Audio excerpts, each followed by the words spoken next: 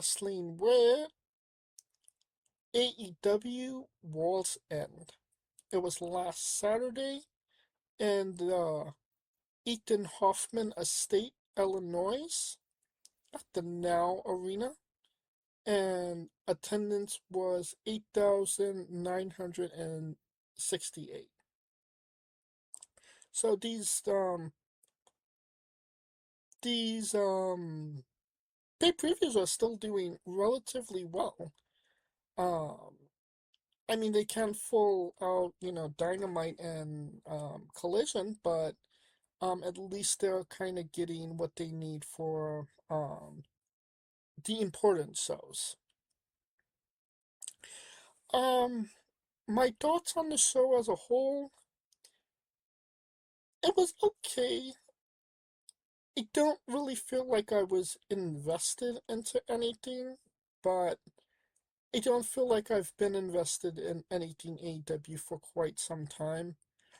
Um, there's some, there was some good things, bad things, and some things that just outright surprised me. So, um, I feel like I say this every paid preview. AEW's trying. AEW is trying to capture the fans again, trying to get um, people talking, trying to get eyes on their product. Uh, so let's get into it. We had Kazuchika Okaya defeated Kolkutska Take Shida in 17 minutes and 25 seconds to advance in the Continental Breakfast tournament. Um, I thought that this was actually a pretty good match, if I'm being honest. I think that both guys paced themselves. There was some nuances. It kind of felt like a proper New Japan match. Um, Okada can still pull it out of his ass when he wants to. And this was one of those times. Um, I thought they had the fire when they needed it. They had those moments that, well, they're both, um, they're both Don Callis guys, so, but they've kind of been building this rivalry between the two of them as well. This was definitely not the comes to blow, but it made sense that, this would be the start of that, self destruction between the two of them. What I don't think makes sense was that Konosuke is the IWGP Heavyweight Champion, one of the bigger and more prestigious titles in pro wrestling, and he's going for a secondary, maybe even third-rate type AEW title. I mean, yeah, it's Okada holding it, but why would Konosuke really give a shit about the Continental title when he has arguably one of the higher titles in pro wrestling? So, I mean, that just, in my opinion, devalues Konosuke and the IWGP title. Um, the second thing that makes no sense to me was the finish. They botched the fuck out of it, and it was obvious. It was bad. Um, it didn't destroy the match all that much, but it still was a pretty bad botch in my opinion. Um, all things considering, mm, one of the better matches on the card. I'll give it 4. I thought that this was a 4-star match. Um, Second match, we have John Moxley defeating Kyle Fletcher in, well, let me rephrase that. Neo-Nazi Moxicillin defeated Kyle Flatulence in 22 minutes and 35 seconds to advance in the Continental Breakfast tournament. Um, sometimes you kind of forget that Moxley can actually fucking wrestle, and this was one of those times where he actually reminded you that, yeah, he can actually wrestle. He can actually have a good match when he wants to. No bullshit, no blood, no guts, no forks, chairs, nothing. Just two guys beating the crap out of each other in the middle of the ring. Um, that being said, this match went way too fucking long. Um, I don't think it does Fletcher any. Um, it doesn't do Fletcher any good to actually lose what, like, 3 times in the same tournament. Um, in almost the exact same spot as well. Um, it was odd that Moxley was kind of playing the face in this match as well, but we will get to that in later on in this review. Um, this match should have been shorter than the Okada match. There wasn't as much story in it for it to go as long as it did, other than Tony wanted it to. Um, so yeah, it was good until it wasn't, until after the 15-minute mark. And then it just kept going and going and going to the to the point where the Energizer Bunny was like, it just keeps going. So, what do I give this? Well, Moxley didn't bleed. So, for the simple fact that Moxley didn't bleed, 4 stars. Yeah. Alright. Um, Chicago Street Fight for the AEW World Tag Team Championships. FTR, Dax Hardwood, and Cash Wheeler with Stokely defeated the Bang Bang Gang, Juice Robinson, and Austin Gunn in 17 minutes. Not a bad match. Just kind of cross and born at this point. And oddly enough, another botch at the end where they were supposed to pile drive.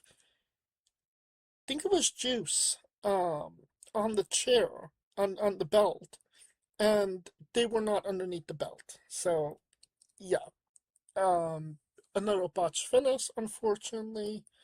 Um, but yeah, I feel like they're just trying to keep FTR busy until Edge comes back, so they can continue that rivalry, because it's been a hot minute since that rivalry ended. Well, was put on hold for, I think it was Percy Jackson. So yeah. Um, I suppose it did what it needed to. 3.5. Tag team match for the AEW Women's Tag Team Championships. Babes of Rat, Holly Chameleon, and Willow Nightingale defeated Mercedes Monet and Athena in 13 minutes and seconds. My first thoughts going into the match was Athena is here to take a pinfall. I was actually pleasantly surprised that Mercedes actually took the pinfall, and Willow, with the callback to when she beat Mercedes, in the New Japan tournament to win the women's strong title. Yeah, she got the W on Mercedes. Uh, Babes of Rat retained. I feel like it went a little long, but I mean that's the story of AEW shows and as a whole.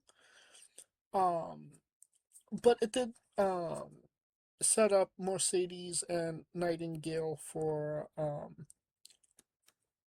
the next week, where Mercedes actually dropped the title to Nightingale. So congratulations to Willow on that one. Um, I feel like Mercedes has been dropping titles as of late. And, a lot of people are gonna say, well, see, she's dropping titles. Um, she's losing matches. She's, she's being generous. Yes and no. I will be under the impression that Mercedes will is on the nepotism level until she loses a tit one of these independent titles to an independent wrestler who she has lost matches to are all AEW signed contracted wrestlers. She lost to Toni Storm, who is arguably the best women's wrestler currently running. She lost to Chris Statlander. AEW. She hasn't been there from the start, but she's definitely. I would call her an original, and she is a favorite as well. She's a sentimental favorite to the fans as well, and they're obviously going with her. She lost to Alex Windsor. She lost the Rev Pro title to her, I believe. Alex is married to Will Ospreay, so I know it's called Nepo baby when they're the child, but what is it called when you're married to somebody that's Nepo? A Nepo wife? I don't know. But there was that fact, and then there's the fact that Alex is also signed to AEW. And now Willow. Willow's been there a hot minute. She's obviously beloved. And she's also contracted to AEW. I have not heard that she lost to anybody on the independents. Somebody that would be considered below her. I could 100% make the argument Alex is below her. Yes, but again, she works for the same company. I want to see Mercedes lose to somebody that is not contracted to AEW, and until she does that, I will stand firm to um the Mercedes nepotism kick. Um, what do I give this match? It was probably a three-star match, and then the Willow pinfall came out of nowhere, 3.5. We got Debbie Allen defeated Gabe Kidd in 12 minutes and 50 seconds. Blood and guts without the blood and guts. Um, was unnecessarily gruesome. I don't know why they just didn't do, a death match and kind of get it over with. Um, but I will say that it didn't go that long. So there's that. I think that this was actually the shortest match on the card. So it did leave a little bit of meat on the bone for when they do a barbed wire death match, and then a Texas death match, then blood and guts, and then an I quit match, and then I want to hear your heart stop beating match, and all that good stuff. Um, 3 stars. Mixed Nuts Mayhem, also known as Lazy Booking Match. Timeless Tony Storm, Roderick Strong, and Mark Briscoe and Orange freshly pooped Orange Cassidy defeated the Dead Riders, Claudio Itacanoli, um, Cherry Garcia, um, Dord Wheeler Yuta, and Marina Shafir. It's funny how Roderick Strong and Marina Shafir in the same match, opposite ends of the spectrum. Um, I can. This was a pee break match. Could not care less. I thought the dancing spot between Tony Storm and Orange Cassidy was incredibly stupid. Um, yeah, this was a this was the pee break match. 2.5 stars. Alright, AEW Women's World Championship match. Chris Statlander defeated Jamie Hayter in 18 minutes, 10 seconds. Just seems like Chris Statlander is running the gauntlet at this point. Um, I'm kind of here for it, but I also didn't necessarily feel like Statlander was in any danger of losing the match. I don't want to say that took me out of it. I mean, obviously, Hayter is a former champion herself, but she really hasn't captured the magic that she had during her first run. Everything kind of has fallen to the wayside for her, and it seems like she's very difficultly trying to try and get back to where she was when she left. Um, there was a pretty dangerous spot where it seemed like Hito may have gotten injured, and Statlander may have injured herself in the process. Luckily, I didn't hear anything afterwards. Both goals seemed fine. Um, but yeah, Statlander is um on her way up. Hito kind of stays where she is. 3 stars. All right. Continental Classic Finals for the AEW Continental Championship. I think it's the Unified Championship as well.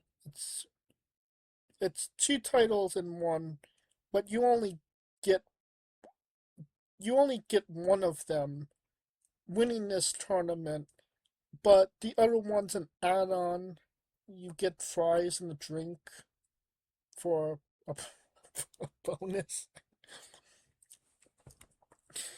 John Moxley defeated Okada in 20 minutes 10 seconds. Semi decent match. I don't think that this one had the heat that either of the first two matches had. They kind of tried to tell the story of the Moxley's leg. Very interesting that Moxley worked face in this match, considering like just a couple months ago he was the most hated man in pro wrestling. It's also interesting that the Dub Riders, literally 2 matches prior to this, worked heel.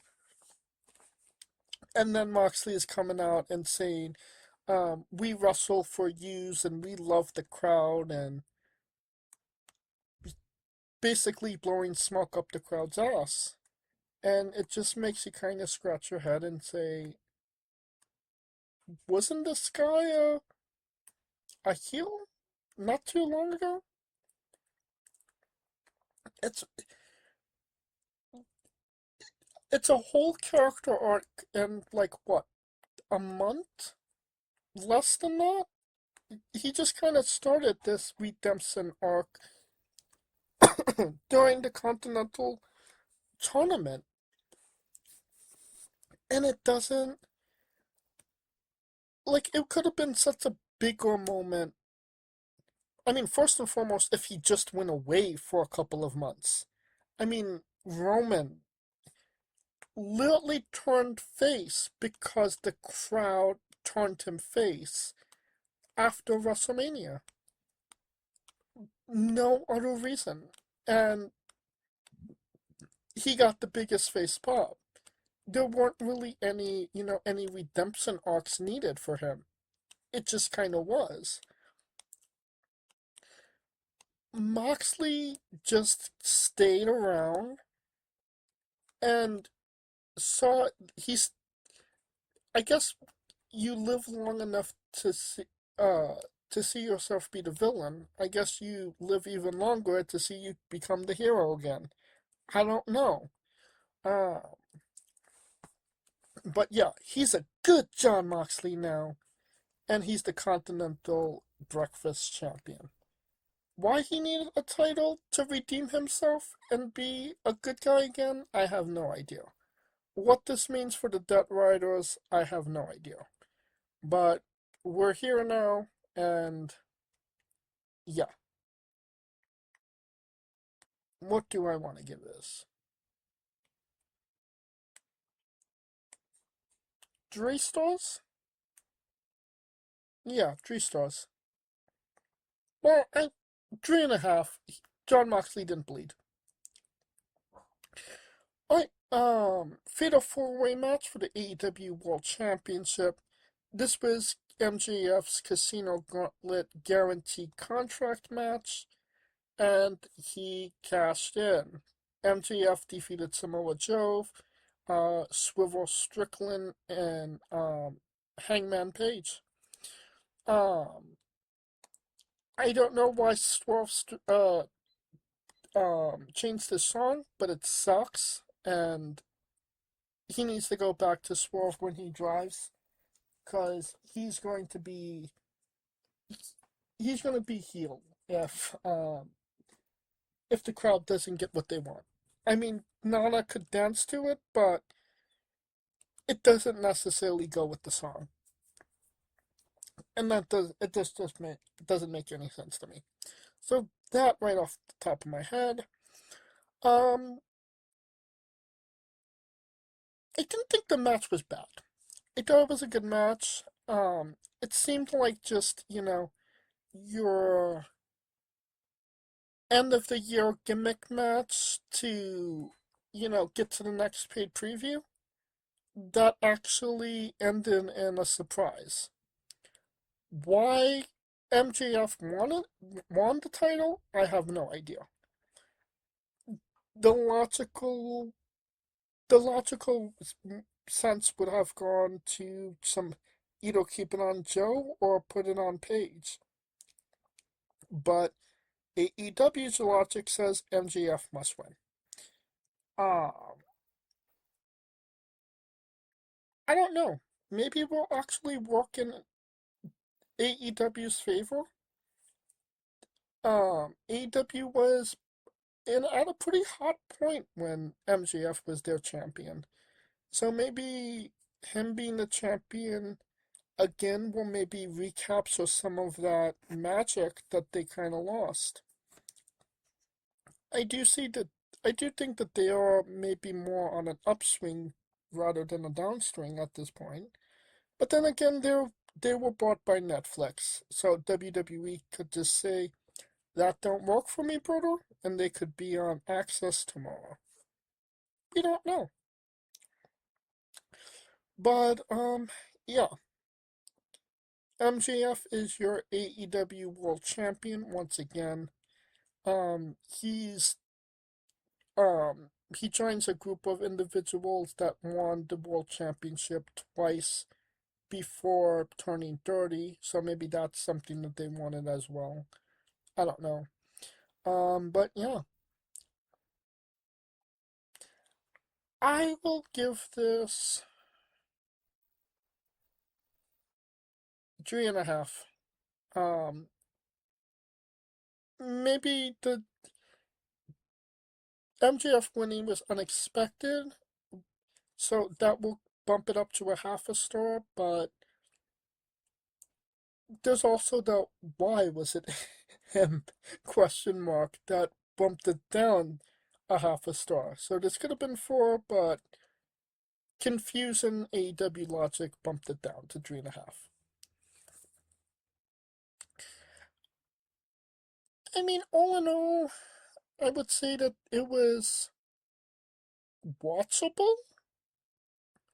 it was a little bit maybe more easier to digest, even though there was every match was over 10 minutes. That being said, I still wouldn't watch it again. But I feel like that just kind of my take on AEW at this point. Make me care, and they haven't done that. So I'd say dumps in the middle. It wasn't their worst paid preview ever, but it was certainly not their best item. All right, that will conclude our coverage of AEW World's End. Join us next week as we talk all things New Japan Pro Wrestling Wrestle Kingdom. We'll have a full review of that. So, spicy comments from Yoda Suji already about AEW. Um, so yeah. Um, Again, if you like what we're doing, please like, subscribe, comment. But on YouTube and Castbox, this was sponsored by Rogue Energy and Player One Coffee. Join us this Tuesday and Wednesday as we interview Jay Bonsai Blast and Selena Dean. And like I said, join us next Saturday as we preview and review the latest shows. Wrestle Kingdom coming up. We're entering year 7 of Wrestling with Entertainment. Time just flies by. Can't believe we've been that long. Just another 8 years and we'll become an overnight sensation. So thank you again for listening. If this is your first time listening, um, if you've been here for the whole 7 years, whatever, we appreciate the views. We appreciate you listening. Um, you can follow the show at Wrestling with E, both on X, Thread, and Instagram for information on who we're interviewing, when we're interviewing them, links to those interviews, and so much more. You can follow me personally at JamesG993. For Kalika Yachts and Scooter Dust, I'm James J, and this has been Wrestling with Entertainment.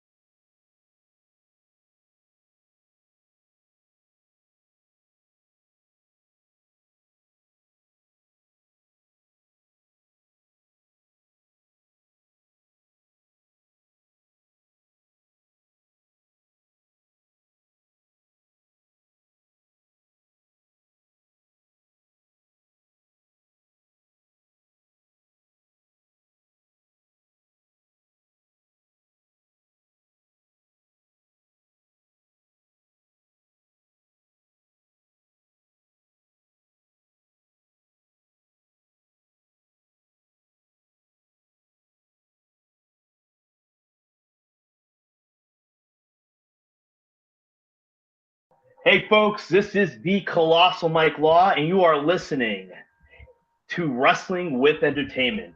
Enjoy the show. Support these guys. We appreciate it very much. We'll see you at ringside.